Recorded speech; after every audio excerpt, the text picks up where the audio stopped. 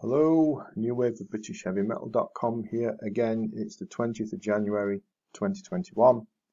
If I may make the usual opening request for a favour, and that's if you would please subscribe to the channel, that'd be excellent. Today we'll take a quick look at a band right back from the original New Wave of British Heavy Metal days, late 70s, early 80s. And that's a band called More. Straightforward name, right? More. Just one of the many back then that were trying to make it big and unfortunately didn't. Just 2 albums appeared, Warhead and the follow-up Blood and Thunder, and then it was all over for More. And it's a shame because they really were good.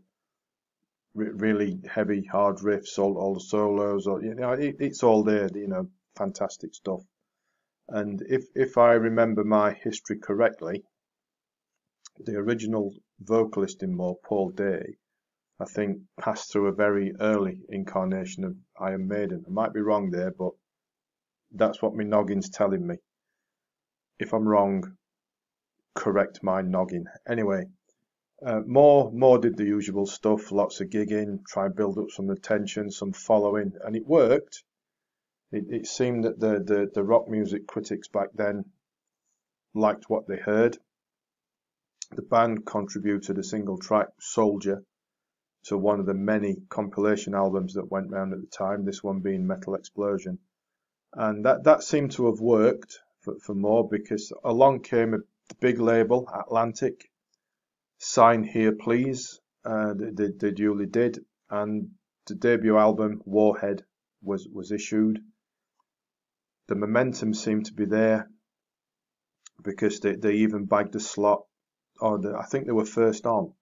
The opening slot on the Monsters of Rock Festival at Castle Donington in 1981, which of course was quite a day out. I went to a few of those. Can't remember much. Here's a beer and whatnot, but we won't get into that, will we? I was a lot younger then. And, that looked like it. Debut album, lots of attention, high-profile festival slot. Couldn't go wrong, could it?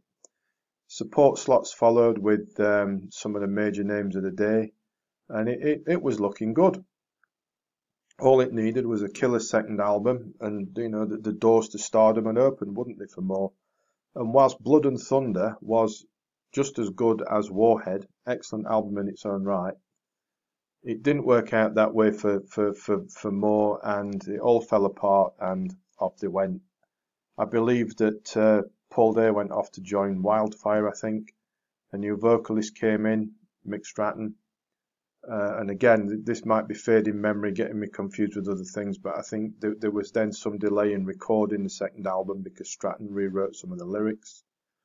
There were other lineup changes that came and went before the album came out, and perhaps the most notable of those was that Laurie Mansworth went off to form Air Race, and they were a good band, weren't they? But anyway, unfortunately for More, it didn't work out.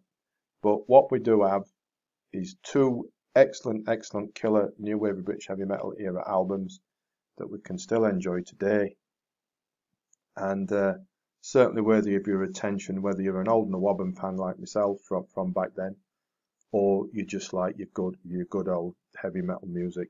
Great stuff, both albums, definitely worthy. I'll put a link to both in the description below, so you can check them out on Amazon if you'd like to, in whatever format they're available, CD, all this downloading, jiggery-pokery and whatnot. And also a link to the blog post if you'd like to read that. Usual reminder for the favour, please, and that's to subscribe to the channel if you would be so kind. And as always, thanks for watching, thanks for listening, and take care.